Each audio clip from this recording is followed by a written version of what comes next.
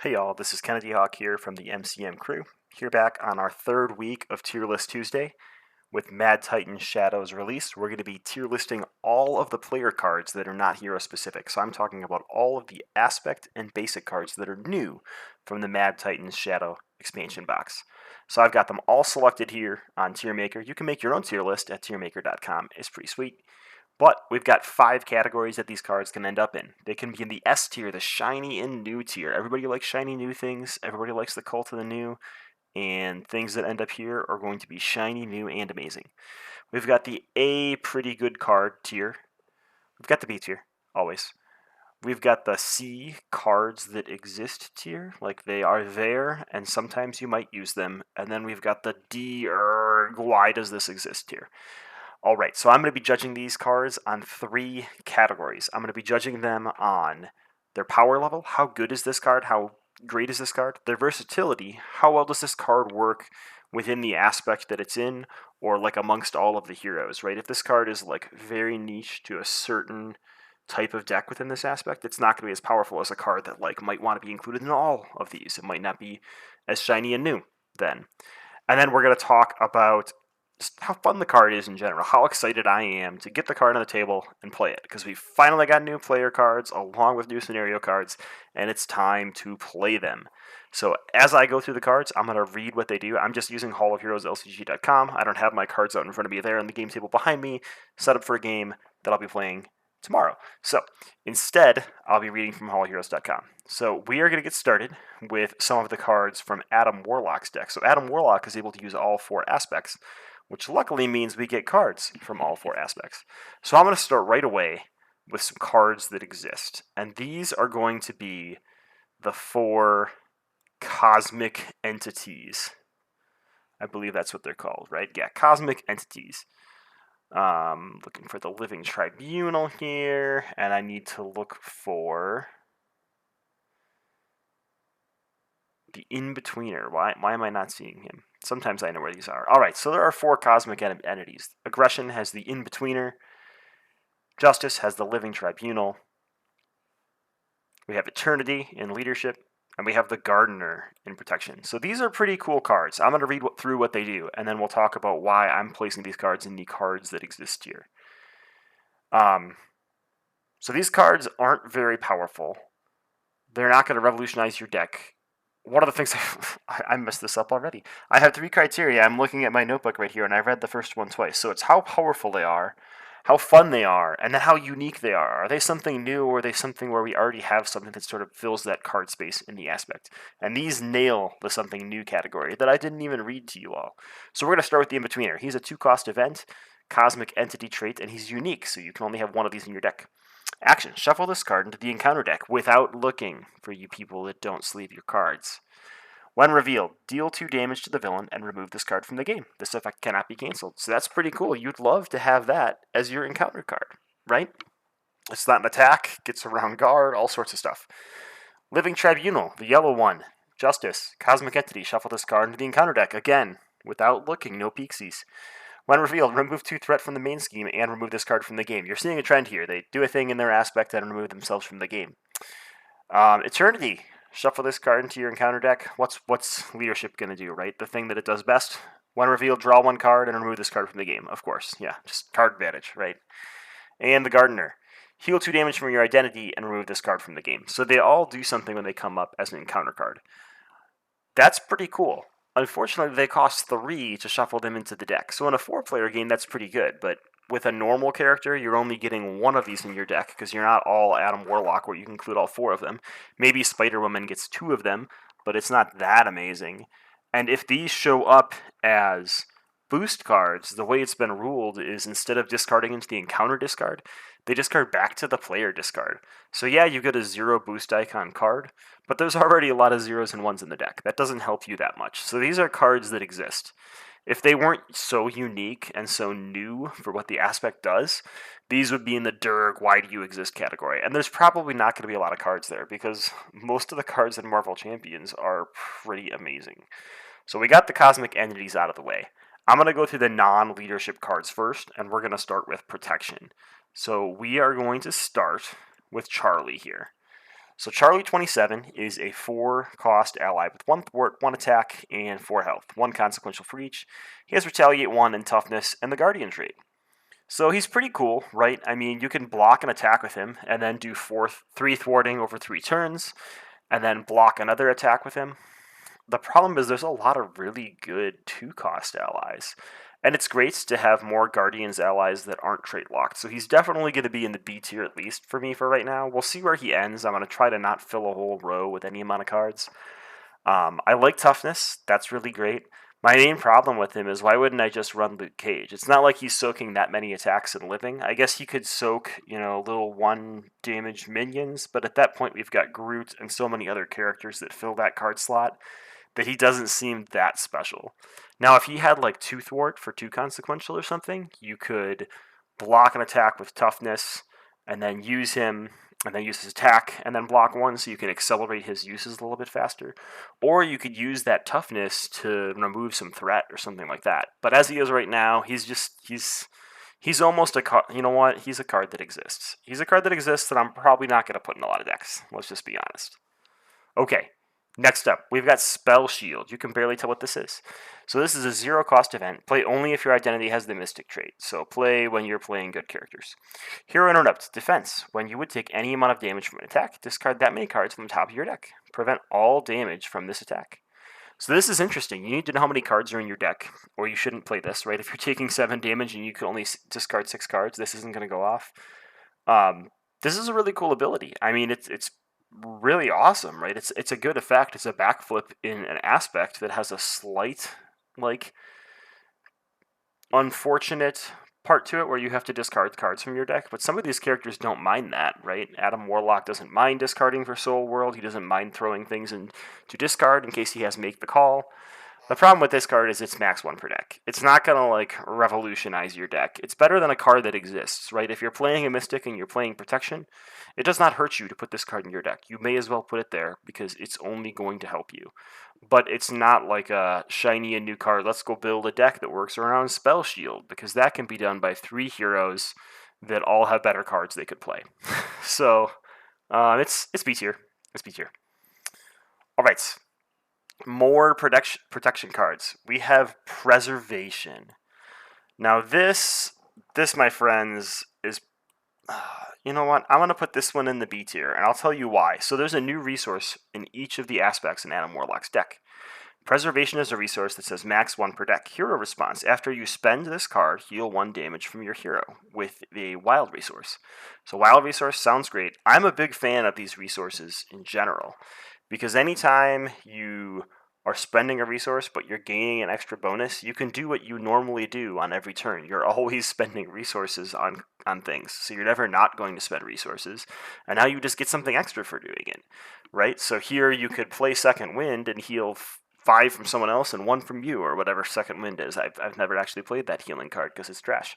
But regardless, this card's pretty cool. It's something that adds something new, so it's definitely got that uniqueness. Powerful-wise, I mean, it costs nothing, and you're healing a damage from your hero.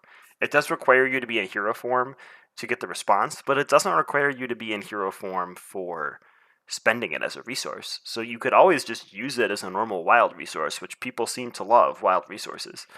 So I'm a big fan of these. I don't think that adding one of these to your deck is going to make your deck worse. I don't think you should go to 41 cards to include it, but I think if it's coming down to it, the way I see it is when you draw your hand of cards, you draw 5 to 6 cards, and you have 5 to 6 choices of what to play. This means you have 4 to 5 choices instead, but all of those choices become a little bit better because they can all combo with Preservation. So I really like the resources.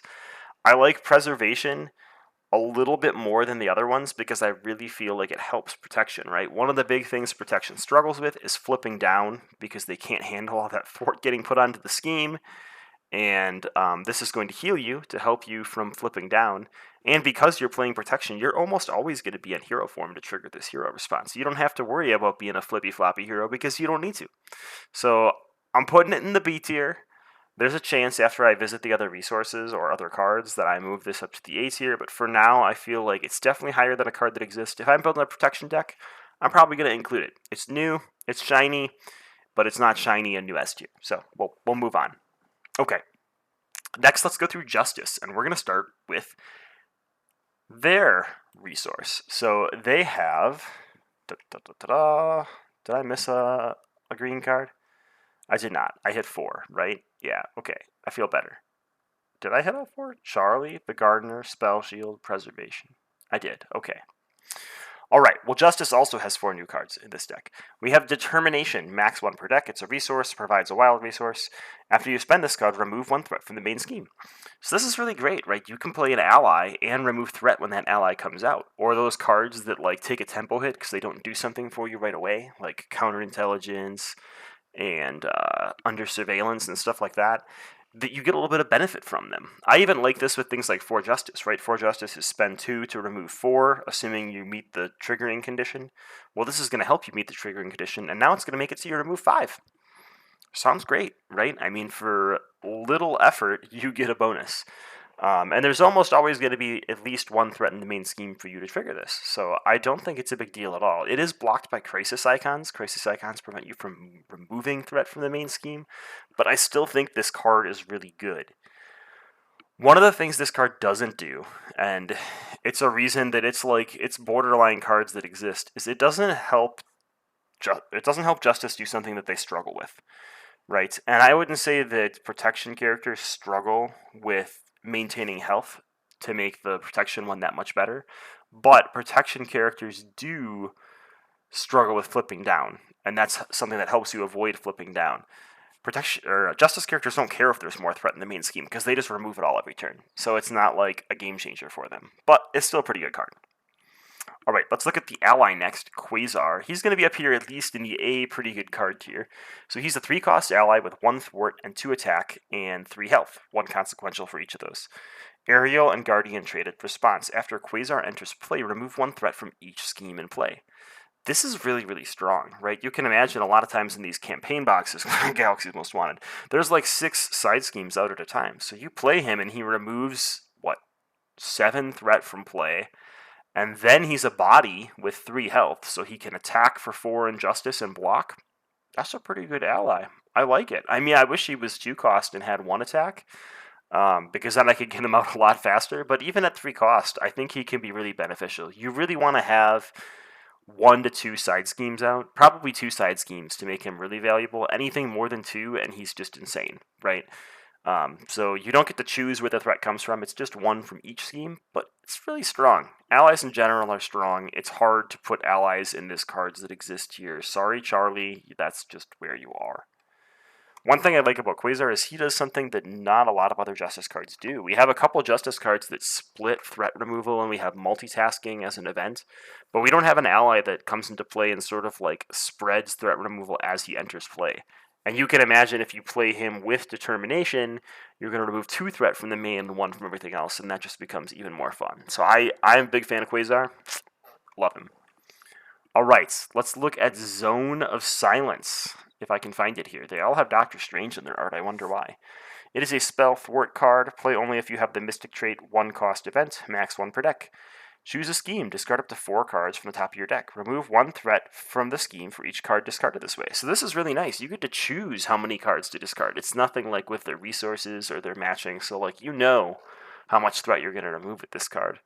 And basically, right, this is just a better 4 Justice. You spend 1 less resource and you can remove 4. Or you can remove 3 if you don't want to discard that many cards from your deck. It also throws things into your discard for knowing where they are and comboing and all sorts of stuff. So I mean, Zone of Silence is really good. Again, this is kind of like unfair and boring with Adam Warlock's deck because all these cards like have parallels in the other aspects. So there's nothing that like blows you out of the water with this card. It's nothing to base your deck around because it's max 1 per deck. But if you're playing a Mystic, you just throw it in there. Which is really unfortunate that that's the way Mystics work in this game, but it's the way they work. So moving on to Aggression. Let's start with their Mystic traded card, because why not?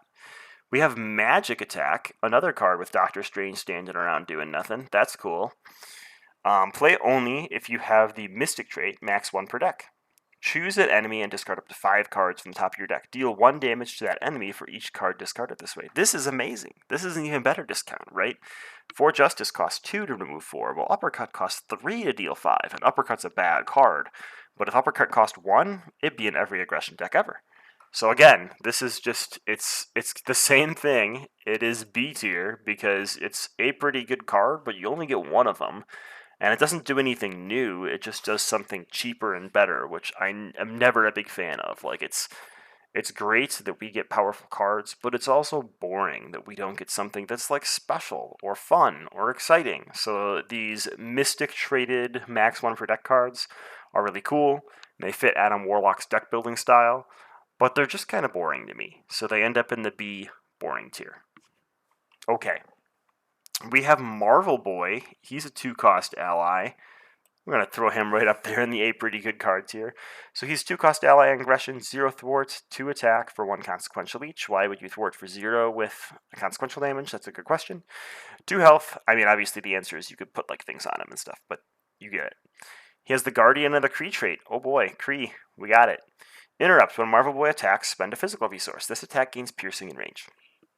So, like, his ability isn't that great. I mean, spending a physical to get rid of tough and still deal damage is cool, but at the same time, he's a 2-cost ally, so you're probably only using his activation once. So now you're spending 3 resources for an ally that does 2 with piercing. Ranged probably doesn't matter. I guess it might let you chump block with him, so spending 1 to keep him alive and then chump blocking is pretty cool. But also, like, if you're playing against a villain with Retaliate and you're running 2 health allies in your deck, you're probably doing something wrong with your life. So, again, he's... You know what, I'm throwing him down in the B tier, and this hurts me as a 2-cost ally. There's nothing special about him. I mean, we have a ton of cards that do piercing, we have a ton of cards that do ranged, most of them are in the aggression aspect. And I mean, he's great because he's a 2-cost body and he can block, but that shouldn't be like the markings of a great card. And I'm going to say that it's not the markings of like a great card. There are really fun cards in this set, and Marvel Boy for me is just not one of them, unfortunately, because love him to pieces. Okay, next card. Obviously, this is S tier because it's got some art of Hawkeye on it. Audacity. Do I have the audacity to put this in the shiny and new tier? Probably not. It's the resource, max 1 per deck, makes a wild resource. After you spend this card, deal 1 damage to the villain. So again, this is just... These are ending up in this tier down here for resource spending, and I think they're great cards. When I'm building an aggression deck, I'm probably always putting that in, because I always spend resources. If I have like an average card cost of 1 to 2, I'll still put this in there, because it's just going to make those cards better.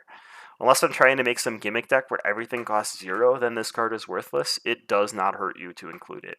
At the same time, you can't build your deck around a max 1 per deck card that just like pings for a damage. So it ends up in the B tier. I still think it's a great card. I still think it's a super fun card, and I love the design space they're exploring, so it gets into this B tier list. It's definitely not even considered in this Durg why does it exist list, but it just is B tier.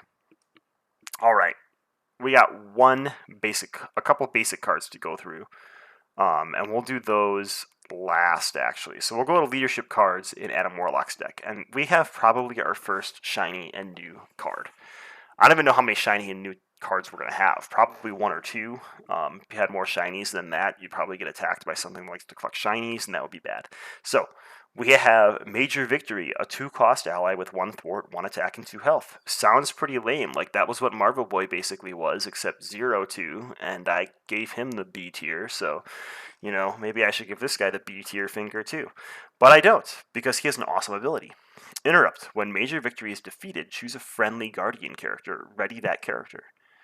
That's awesome. So we can do this when he's defeated from chump blocking. So if you want to play like the protection defendery guy, you can like play Groot and defend for yourself, and then you can block for player 2 with Major Victory, and then you can ready Groot, and you can defend for player 3 with Groot, and you can just like absorb everything.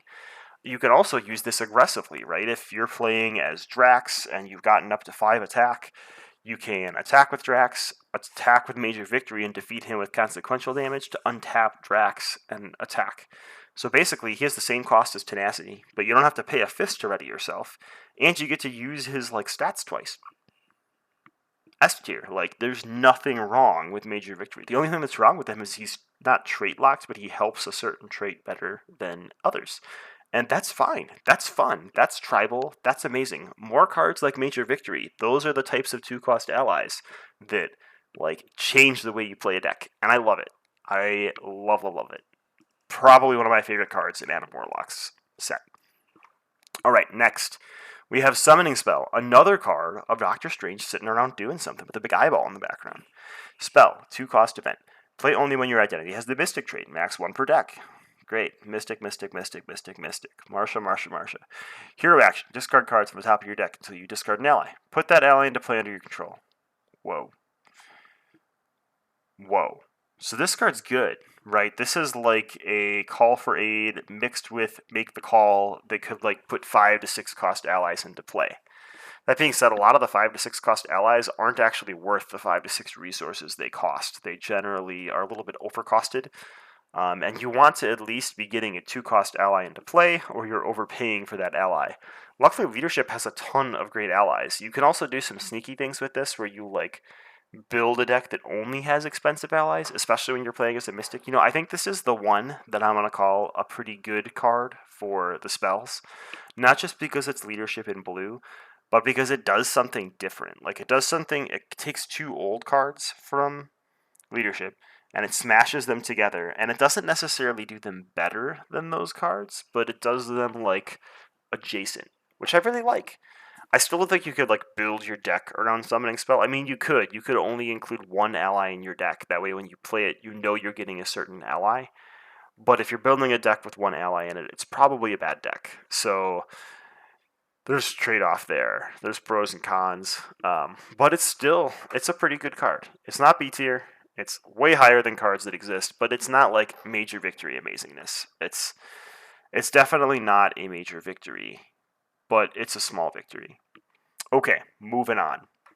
We have our resource, Innovation. We are just plowing through these cards. All of these cards, by the way, are in Adam Warlock's deck. And that's the advantage of only being able to have one copy of each card in your deck. You get a ton of new cards in your precon. Unfortunately, they're all max 1 per, so all of these cards can only be in your deck once, so it's really hard to build your deck around any of them, even though I keep saying that like it's special for just these Mystic cards. It's true for all of these so far. Okay, Innovation. Max 1 per deck, wild resource. After you spend this card, heal 1 damage from an ally you control. This is great. I mean, this basically replaces First Aid for some people. I mean, First Aid you can put 3 copies of and have this, or if you play First Aid, you can heal 3 from an ally. One of the things Leadership really doesn't focus on yet, which is sad, is using allies for their stats. We've got Lead from the front, we've got Avengers Assemble that like close games, but we don't have that Leadership deck yet that like tries to get an ally out there and keep using them over and over again. We have Voltron decks a little bit, but those are a little different because the allies don't like to take damage. This is something new, and this is something exciting, and it's probably the reason it's my favorite of these resources.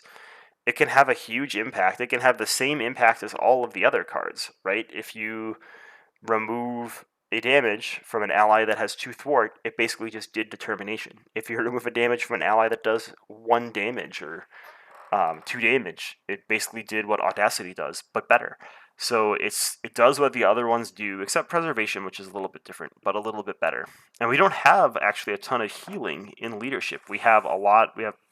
We beg our protection players to bring Med Team. We bring First Aids, and we bring Inspiring Presence sometimes. But this is a pretty good card. I'm happy with it. I'm glad that it's max 1, because if we could have 3 of this, it would be really bonkers. So we're going to call it a pretty good card. All right. We're going to go ahead and do one of our basic cards now, and it is Martinex. And he is also going to be a pretty good card. And I really think this box is doing a good job of like capstoning what I assume is going to be like the Guardians wave. I already had Nebula's pack before this box came out, so I'm going to assume that we're not getting any more Guardians for a while, but we're getting some really cool tech, like Major Victory, and we had a Guardian ally in each trait, which was really cool. Each trait, each aspect. So Martinex is a 3-cost ally, 1 thwart, 1 attack, 4 health, and basic. So for 3 cost, you can thwart for 3 and block. Pretty good. Reduce the cost of Martinex by 1 if your identity has the Guardian trait. So there seems to be nothing wrong with this. This guy's a 2-cost ally for Guardians, where you want to include him. He's a 3-cost ally with 4 health for regular characters, or not regular characters, but non-Guardians, and I think that's not the end of the world. I mean, he's right where a basic card should be. He's a pretty good card. I think that he offers something new. He offers this like built-in discount, which is cool. He fills a role within Guardians without like power creeping Avengers, which I love. Am I excited to see him in my hand? If I'm playing a Guardian character, I am. If I'm not, I'm real bummed. Or if I'm like flipped in alter ego and can't flip up. So he gets like half a point there. I'm gonna put him in a pretty good card. I could see him dropping to B tier as well. And that's all the cards from Adam Warlock's deck. So now we're on to Spectrum, the latest hotness. Everybody is all about Spectrum and her cards. And there's a reason why. There's a lot of good cards we're going to talk about here. And we're going to start by talking about the non-allies. Let's do basic cards first. So we've got Ready to Rumble. This is definitely a pretty good card. It is a 1-cost basic upgrade. Condition, play under any player's control, max 1 per player. After you change forms, discard this card and ready your hero. This is great. I mean, I hate recovering. I do it as like a last resort because of that tempo hit. It just feels like a waste to me. And this lets me recover without wasting my base stats. It's cheaper than Tenacity, and it's a free ready. That being said, you have to like change forms. So this works really well with Ant-Man, Wasp, people that like to flip like She-Hulk and Miss Marvel. It's really nice that it has Miss Marvel art finally on a card that's about changing forms. I'm so proud of the art team for picking this art for Miss Marvel or for Ready to Rumble. I'm tearing up here. I've been asking for this for a long time, so I'm pleased. I think it's a really good card. I'm a little sad that it's not a preparation. Like, this could almost definitely be a preparation, but at the same time, it's okay that it's not. It's a good card. I don't think it's a card that goes in every deck, but it's definitely a card that enhances those decks and takes them to the next level. Like, this lets you have 3 extra readies in your deck for Ant-Man. That being said, like, readying isn't, like, the end-all stat unless you have 3 in one of those stat bases, right? If you're playing as Miss Marvel and you're flipping up, luckily she has an ability that, like, if you recovered, you'd be sad that you don't get to exhaust to bounce an event back to hand, but you're still paying, like, 2 resources to bounce that event. So don't forget, like, this card, it's a pretty good card because it does something new for us, but it's like borderline B tier in that there's a big cost sink in there that I think actually hits your tempo quite a bit. This feels a little bit more like a win more card. If I'm already in the situation where I can flip down and do some things, um, then I'm playing this card. But if I'm in that situation, I'm probably like steadily and handily beating the villain. So maybe it's not as good as I think.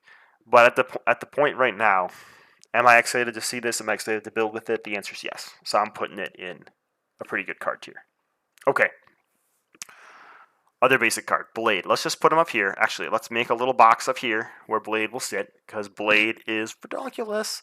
Blade is a 1-cost ally with 1 thwart for no consequential, 2 attack for no consequential, and 3 health, the Avenger and Vampire trait, with a forced response.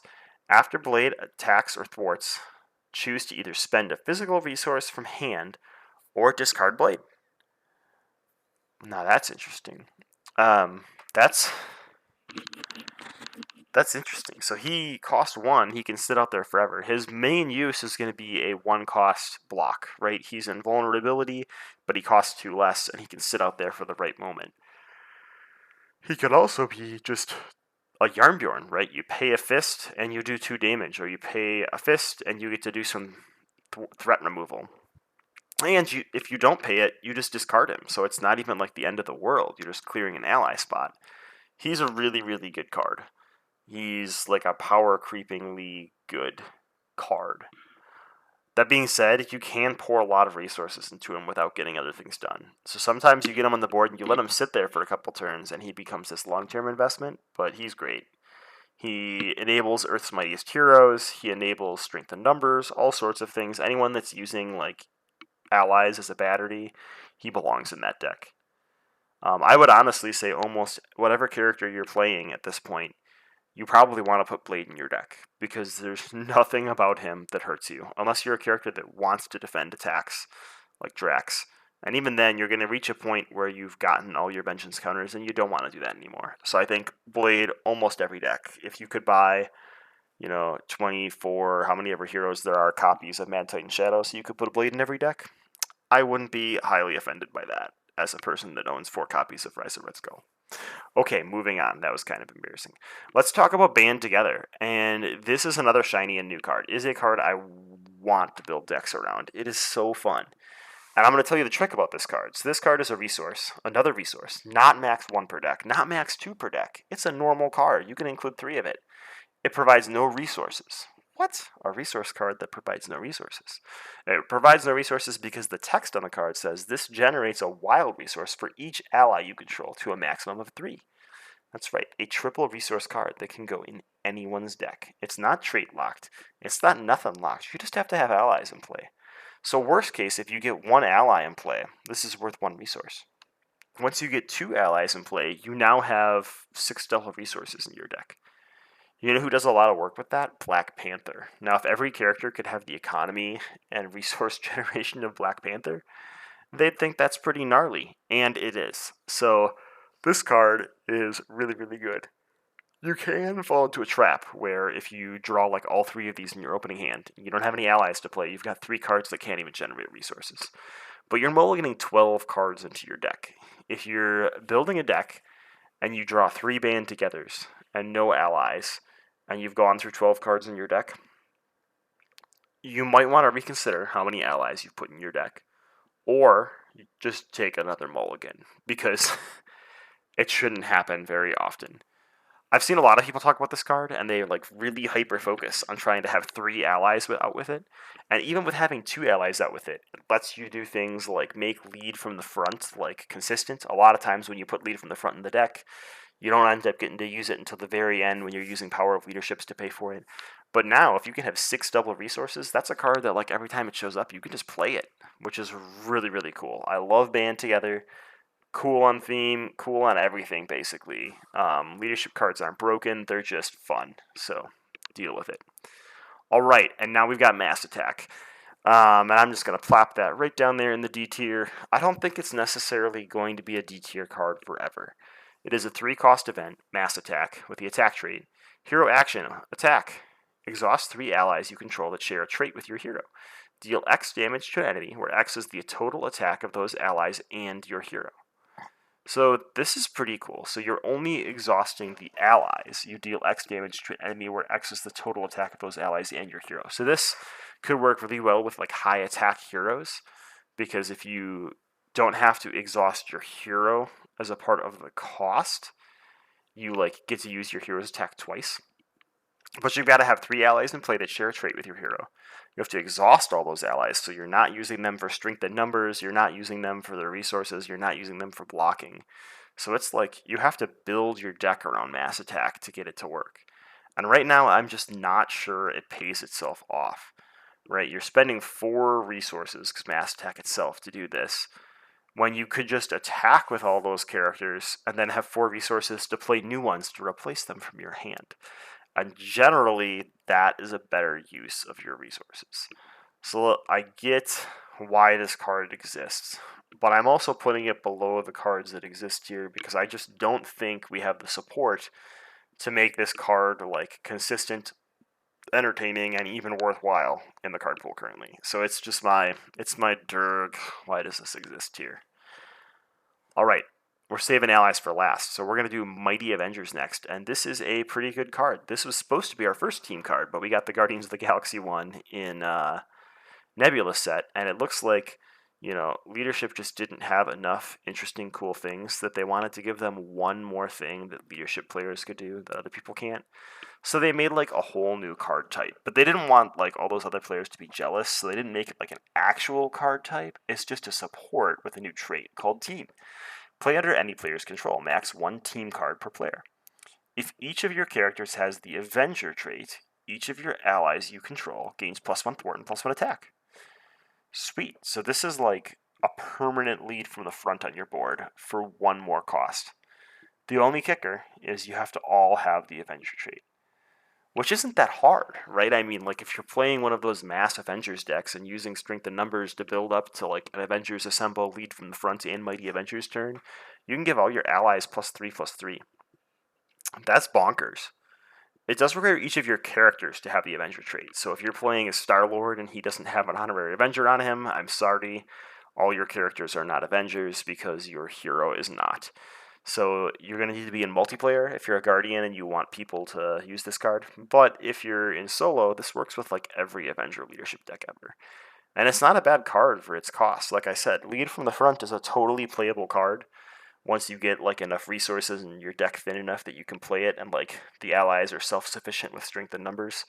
Same thing here, but you don't have to pay for it every turn. It's just there, which is awesome.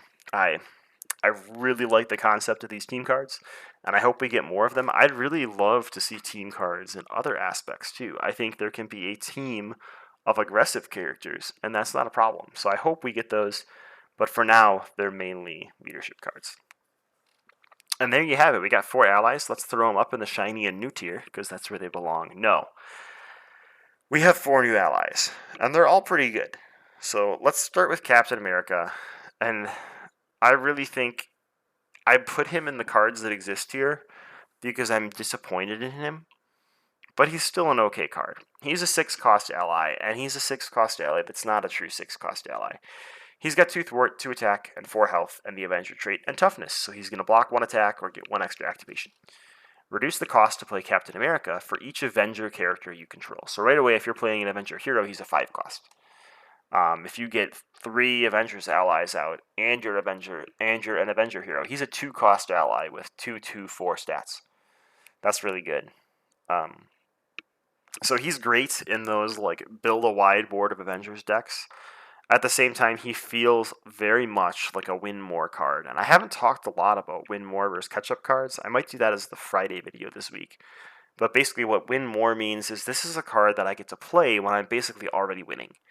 And those aren't cards that are going to like save you from defeat. Those aren't cards that are going to turn your game around or you're going to see early and help pull you to a victory. They're cards that, you know, when the villain is like hanging from the edge by his fingers, you walk up to him and stomp on his fingers by playing Captain America. That's not very exciting to me. So he ends up in the B tier because of that. I'd much rather have a card like White Tiger who has the potential to just like change my entire game. So White Tiger is a 3-cost ally, 2 thwart, 2 attack for 1 consequential with 2 health. So half the health of Captain America, but half the cost. And her ability, in my opinion, is way better. Response. After you play White Tiger from hand, that part's unfortunate, because you don't get to do this on a rapid response and make the call. Draw X cards, up to a maximum of 3. Anything that says draw up to 3 cards is probably a good card. So draw up to 3 cards, where X is equal to the villain's stage number.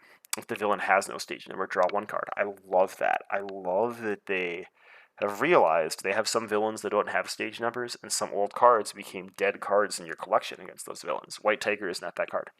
Love it. So this is great. I mean, I think in Standard, playing a 3-cost ally that has 2/2/2 stats, right? That's basically going to be Maria's Hill stats. You're going to thwart for 4. You're going to draw yourself a card. That's great in solo. It's a little bit expensive. In the second villain stage, you're going to draw more, and that's usually when you need that burst to finish out the villain.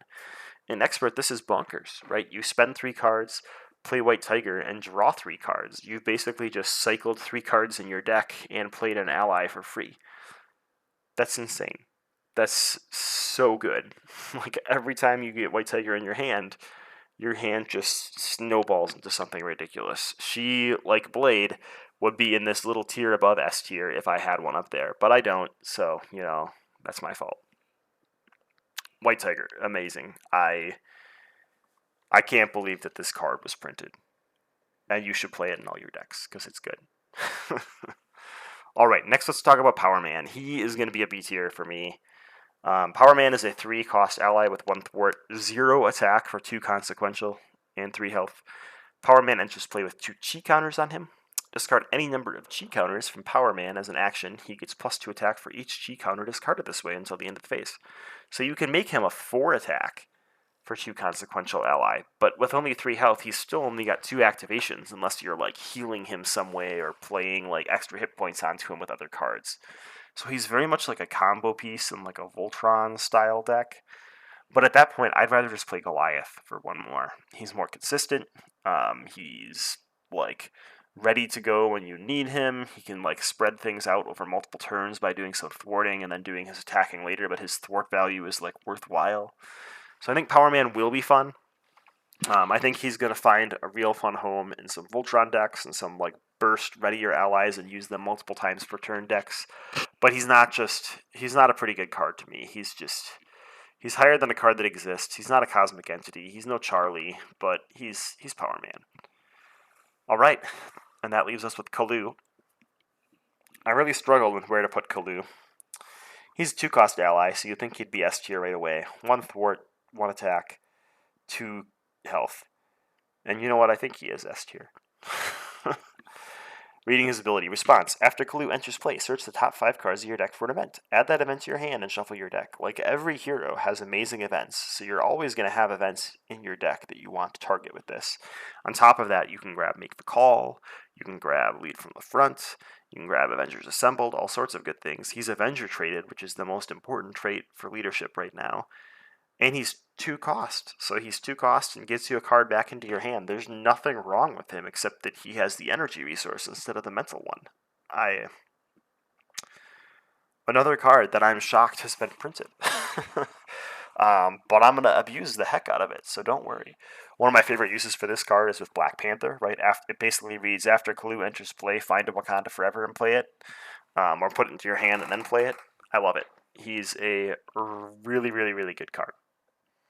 So, that is our tier list for today. We've got 5 shiny and new cards, 6 pretty good cards, a ton of B tier classic. We've got 5 cards that exist and 1 card that I question its existence a little bit. But I want to know what you all think. Everybody just got Mad Titan Shadow in their hands. They're ready to play it. They're ready to rip it open and see what it's all about. So tell me, what's your favorite card in Mad Titan Shadow? What's your least favorite card from these Aspect basic cards that got included in Adam Warlock and Spectrum's decks? Tune in again tomorrow for a gameplay video. But until then, have a great Tuesday.